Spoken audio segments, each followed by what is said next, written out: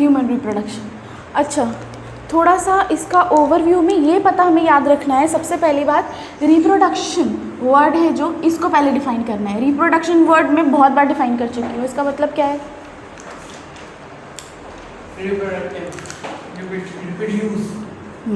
Reproduce of same species, जो same species produce होते हैं। सेम स्पीशीज, एक ही टाइप के स्पीसीज को रिप्रोड्यूस करना ही रिप्रोडक्शन है। और ये वेरिएबल टाइप्स के हैं, लेकिन हमें सिर्फ इस चैप्टर में सेक्सुअल रिप्रोडक्शन के बारे में पढ़ना है।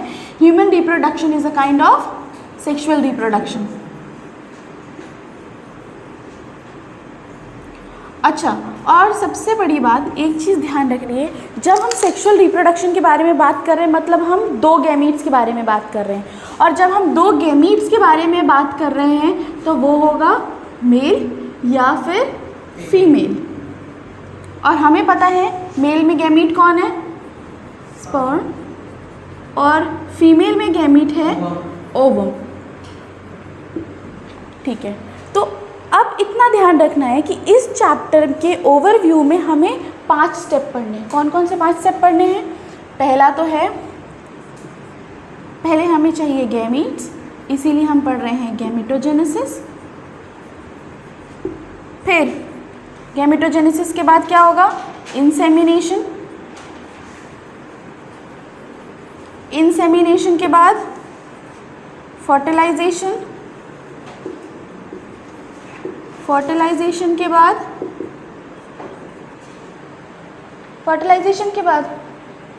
इम्प्लांटेशन,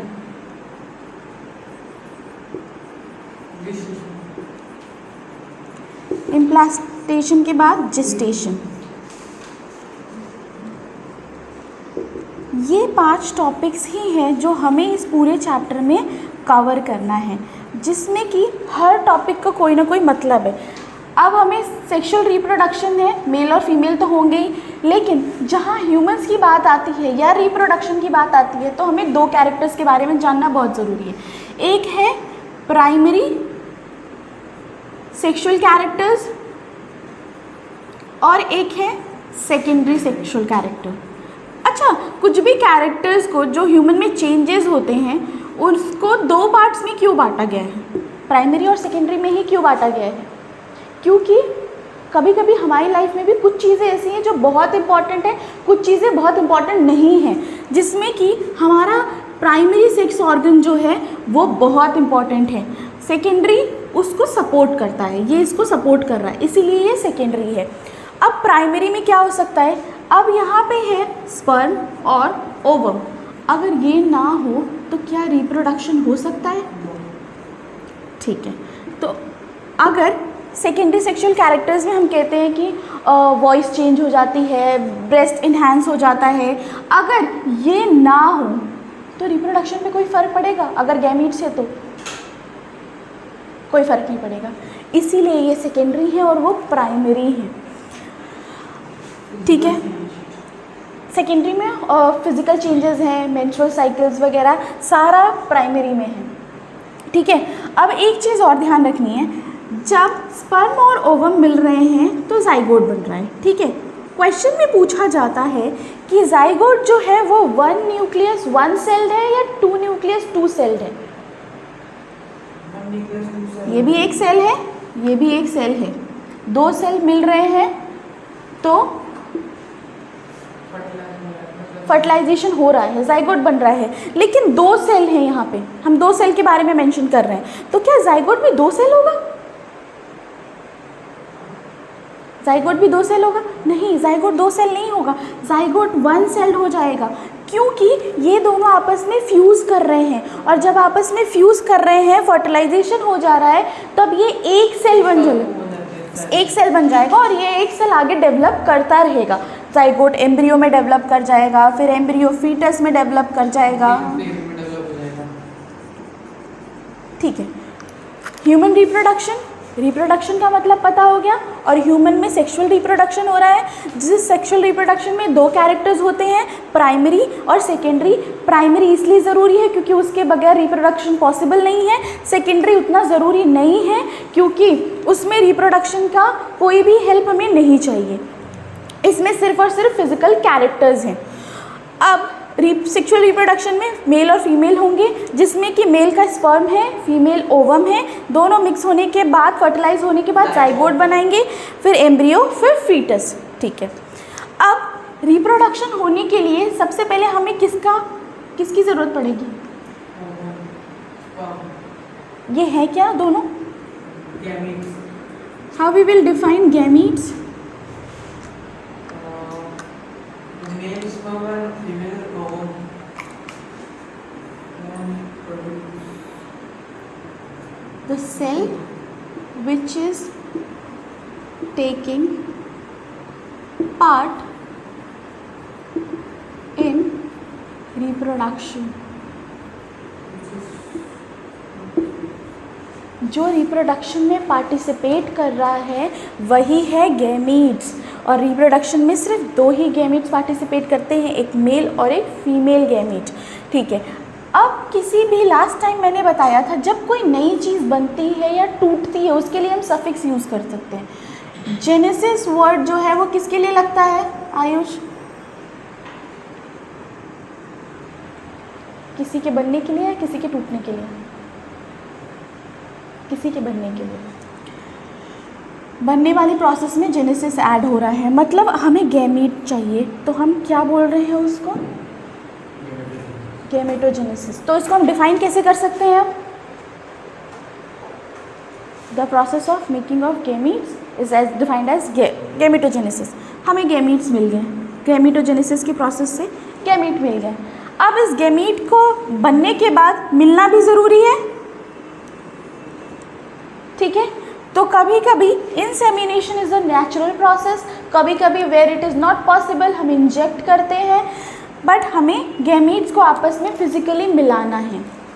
देन अब जब गैमीट्स फिजिकली मिल जाएंगे तो वो क्या करेंगे? फर्टिलाइजेशन। फर्टिलाइजेशन करने के बाद वो यूट्रस की वॉल पे इम्प्लांट कर जाएंगे। ठीक है, जब वो यूट्रस की वॉल पे इम्प्लांट कर जाएंगे तो उसी प्रोसेस को क्या बोलेंगे? अब वो इम्प्लांट करने के बाद डेवलप कर रहे हैं तो उस पीरियड को क्या बोलेंगे? Gestation period. ठीक है, जनरली हर मैमल में जेस्टेशन पीरियड डिफरेंट होता है। As we are studying about human reproduction, on the basis of this human reproduction का जेस्टेशन पीरियड कितना होता है? 9 मंथ्स। और कितने वीक्स होते हैं? 52 to 57 वीक्स। ठीक है, फटाफट जल्दी से रिवाइज करते हैं। ह्यूमन रिप्रोडक्शन क्या है? ह्यूमन रिप्रोडक्शन में सेक्सुअल रिप्रोडक्शन हो रहा है। सेक्सुअल रिप्रोडक्शन में 2 कैरेक्टर्स होते हैं, प्राइमरी और सेकेंडरी, और 2 लोग पार्टिसिपेट करते हैं सेक्सुअल रिप्रोडक्शन में, मेल और फीमेल। मेल का स्पर्म है, फीमेल का ओवम है, but these are both gametes. और ये गैमीट्स जब एक दूसरे से मिलते हैं, फर्टिलाइज करते हैं, तो क्या होगा? जाइगोट डेवलप करके क्या बनेगा? एम्ब्रियो डेवलप करके क्या बनेगा?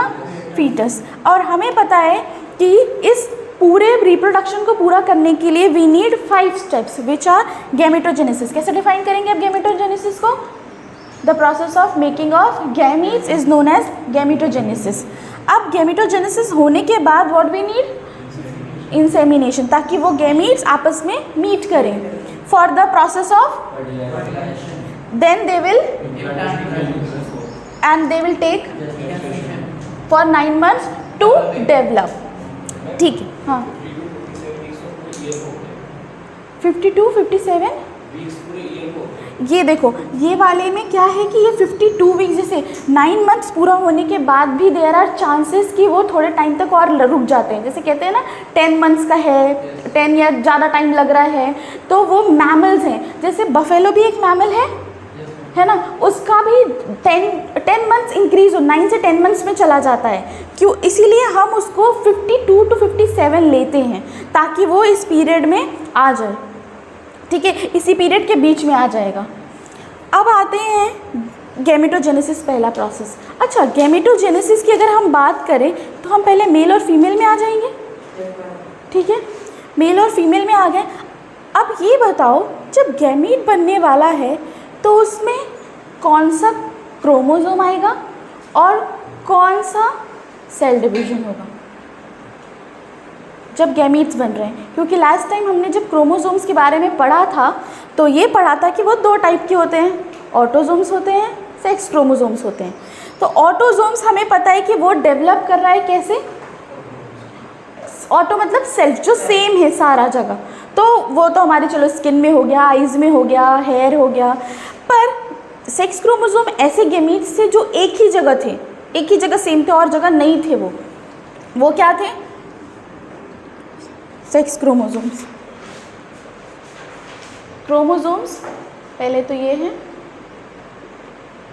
अब वो दो टाइप के हैं, सेक्स क्रोमोसोम्स एंड ऑटोसोम्स।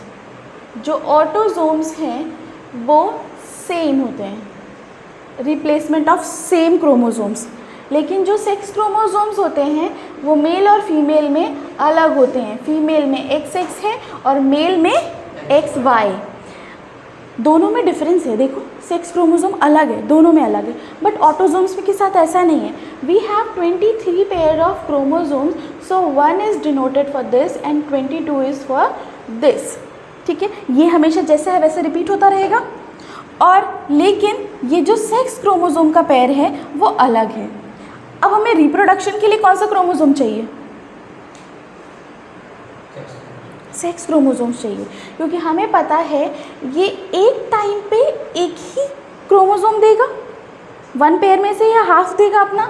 मतलब अगर ये 2n है और ये भी 2n है तो ये दे कितना रहे हैं? nn दे रहे हैं। दैट मीन्स ये अपना half the number of chromosome दे रहे हैं। और अगर ये अपना half the number of chromosome दे रहे हैं तो ये कौन सा टाइप का सेल डिवीजन है? हाफ द नंबर है तो कौन सा टाइप का सेल डिवीजन है? पहले सेल डिवीजन कितने टाइप? मियोसिस। दो टाइप के होते हैं, माइटोसिस और मियोसिस। ये क्या कर रहा है? मियोसिस, क्योंकि ये हमें पता है meiosis is a reductional division जिसमें वो हाफ क्रोमोसोम देगा। अच्छा, question is why they give half number of chromosomes? Half क्यों दे रहे हैं? वो हाफ की ज़रूरत ही क्यों? पूरा दे देते, पर हाफ ही क्यों? जैसे कहते हैं ह्यूमन में हो रहा है 2n है, तो जो बेबी को चाहिए होता है ये हाफ मदर से मिलता है, हाफ उससे, दोनों को मिलाने के बाद जो बेबी को चाहिए 2n वो तो कंप्लीट हो जाता है। हाँ, क्योंकि वो 2n कंप्लीट हो जाता है इसका।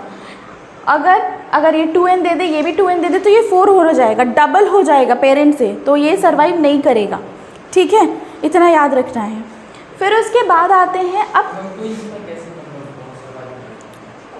वो अभी आते हैं उस पॉइंट पे, क्योंकि पहले तो गैमीट्स बनेंगे फिर फर्टिलाइजेशन में वो प्रोसेस है। ठीक है, उसके बाद आते हैं अब गैमेटोजेनेसिस पे, जिसमें हमें बनाना है स्पर्म एंड ओवम। स्पर्म में क्या है कि हमें एक स्पर्म का रूल है, 4 स्पर्म अगर फॉर्म होते हैं तो वो चारों अलाइव होते हैं। बट ओवम में ऐसा नहीं है, उसमें 2 पोलर बॉडी, अगर 2 बॉडी फॉर्म होती है तो एक डिजेनरेट कर जाता है, एक रहता है। तो ovum is 1 and sperm is many.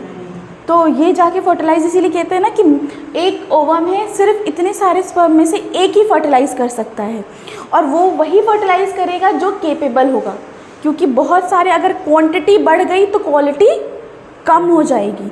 तो बहुत रेयर चांस है कि सारे स्पर्म केपेबल हो, उसमें से सिर्फ 1-2 ही केपेबल होते हैं, या फिर 10-12 भी हो सकते हैं। क्योंकि हमने देखा है ट्विंस में 6 बच्चे भी होते हैं, 4 भी होते हैं, 5 भी होते हैं, तो उसमें से चांसेस हैं 10 तक केपेबल हो, लेकिन मैक्सिमम में सिर्फ एक ही केपेबल होता है। अंदर जाता है तब जाके फर्टिलाइज करते हैं। क्योंकि वो इसके कवरिंग है जिसका नाम है जोना पेलुसिडा, जिसको ब्रेक करना रहता है, और स्पर्म के हेड में वो एंजाइम होता है जो इसको ब्रेक कर सकता है।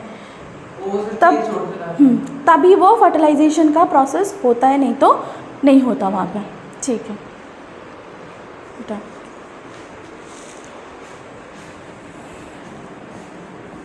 फालतू के क्यों भरने हैं लिखने वाली प्रोसेस को?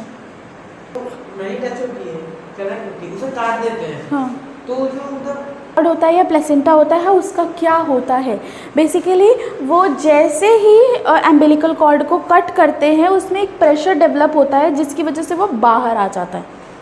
क्या होता है कि अगर कोई भी ऐसे बॉक्स है, ये खाली स्पेस है, अगर ये खाली स्पेस में तुमने कोई बहुत भारी सा सामान रखा है, तो बहुत भारी सा सामान रखने, अगर नीचे कोई लाइट सा सामान है, उसके ऊपर कोई भारी सा सामान है, अगर तुम नीचे वाले जो थोड़ा बलून है या फिर कुछ है अगर रखा है यहाँ पे, अगर उसको तुमने कट किया तो वो बहुत जल्दी से नीचे चला जाएगा ये, और ये नीचे जाने की वजह से ये थोड़ा ऊपर वाला जो भारी का सामान है वो जंप करेगा, और ऐसे ही होता है मदर के यूट्रस में, और वो ऐसे ही बाहर आ जाता है पूरा का पूरा placenta out of the body. कुछ हाँ, वो भी बाहर आ जाता है सारा। नहीं तो बेबी के साथ कट कर देते हैं, उसे बंद कर देते हैं। तो देखो हुआ क्या कि अब ये फीटस है, अब इस फीटस के नेवल में एक अटैच होती है वायर जो मदर के यूट्रस में रहता है। अब ये यूट्रस में ये देखो यहाँ पे क्या है, वॉल है, यहाँ पे जो प्लेसेंटा है वो इससे जुड़ा चिपका नहीं हुआ है, वो इसके पास बस है ताकि वो गैशियस एक्सचेंज कर सके इस वॉल से। जब ये प्लेसेंटा कट करते हैं अम्बिलिकल कॉर्ड को हम, तब ये वाला इससे जुड़ा नहीं हुआ है, इसीलिए फिर ये पूरा का पूरा बाहर आ जाता है, तो अंदर कुछ नहीं बचा, और नेवल को हम टाई कर देते हैं। जो बेबी के सामने वो तो निकल आती है, उसे कट कर देते हैं, उसके बाद बंद कर देते हैं, उसका वो अंदर क्यों नहीं जाती है? क्योंकि वहाँ पे अब कोई भी नर्व सेल नहीं है, तो वहाँ डेवलपमेंट नहीं होगा, न्यूट्रिशन नहीं मिलेगा उसको, और हमारा काम है कि उसको वहाँ का न्यूट्रिशन ब्रेक करना है, क्योंकि अगर वो न्यूट्रिशन ब्रेक होता है उसका, वो हमारी बॉडी के अंदर ही रह जाता है।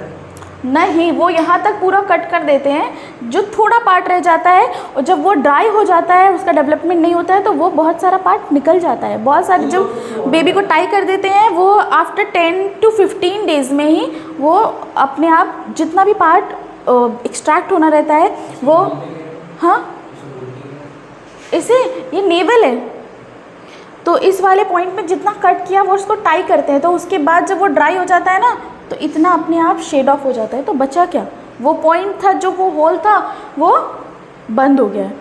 अब वो, लेकिन एक चीज़ होता है, दो टाइप के नेवल होते हैं, एक बेली बटन आगे की तरफ होता है और एक बेली बटन जो होता है वो अंदर की तरफ होता है। मेल में अक्सर ये देखा जाता है और फीमेल्स में ये होता है, क्योंकि ड्यू टू द यूट्रस खाली स्पेस होता है जो अपनी तरफ खाली गैप की तरफ बॉडी को पुल और पुश करता है, जिसकी वजह से नेवल शिफ्ट हो जाता है पीछे की तरफ। बट मेल में ऐसा नहीं होता, मेल में वो बाहर है तो बाहर ही रह जाता है। बहुत रेयर चांसेस है कि वो प्रोट्रूड ना हो, अंदर की तरफ चला जाए, बहुत रेयर चांसेस है।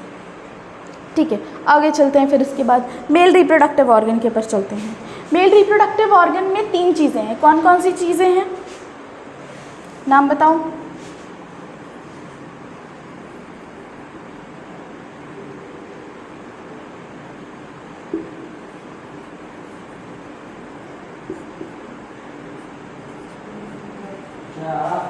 मेल रिप्रोडक्टिव ऑर्गन में क्या क्या चीज़ें हैं, जल्दी बताओ नाम। टेस्टिस, देन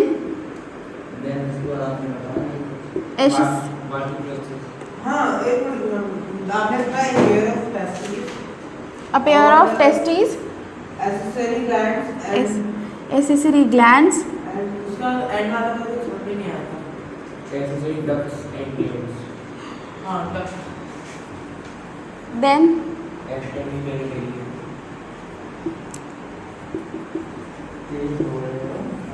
external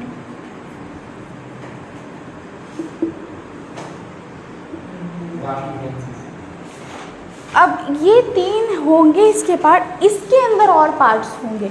अब वह पेयर ऑफ टेस्टिस के अदर पार्ट्स हैं, एसेसरी डक्ट्स एंड ग्लैंड्स के अदर पार्ट्स हैं, एक्सटर्नल जेनिटिलिया के अदर पार्ट्स हैं। अब एक एक उठा के देखेंगे। तो सबसे पहले टेस्टिस के बारे में एक खास बात जान लेते हैं। टेस्टिस जो है वो आउटसाइड द बॉडी होता है, बॉडी के बाहर होता है। और पहली पॉइंट, दूसरी पॉइंट वो स्क्रोटल सैक में होता है जिसे हम स्क्रोटम कहते हैं।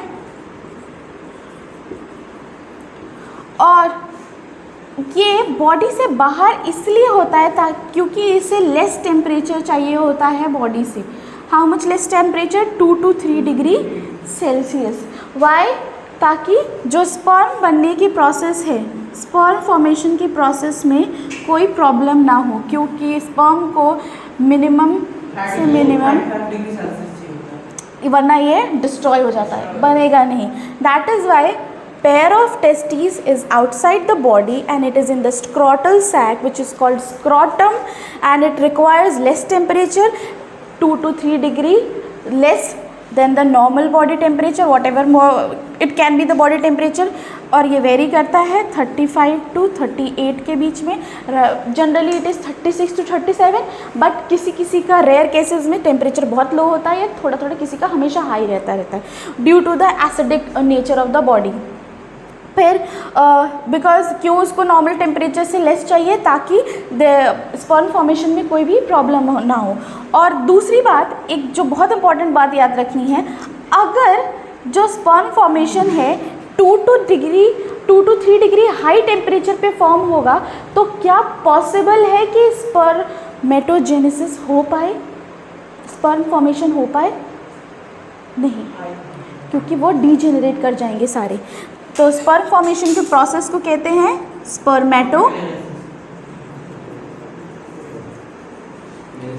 स्पर्मेटोजेनेसिस। ठीक है, यह याद रखने वाली बात है। अब ये क्या था, ये आउटसाइड था, हम इसकी अभी क्या देख रहे थे, मॉर्फोलॉजी देख रहे थे। अब आगे जब देखेंगे तो उसकी एनाटमी देखेंगे, but anatomy is little tricky. Before that तुम लोगों को अपने दिमाग में एक बार टेस्टिस की एनाटमी को, हाफ क्रॉस सेक्शन जो मैंने इमेज दिखाया है उसको दिमाग में एक बार बिठा लेना है, क्योंकि उसमें हमें थोड़े लंबे प्रोसेस के बारे में पढ़ना है। और उस लंबे, और इतना जितना ख़त्म हो गया है इतने तक लर्न हो जाना चाहिए। ठीक है।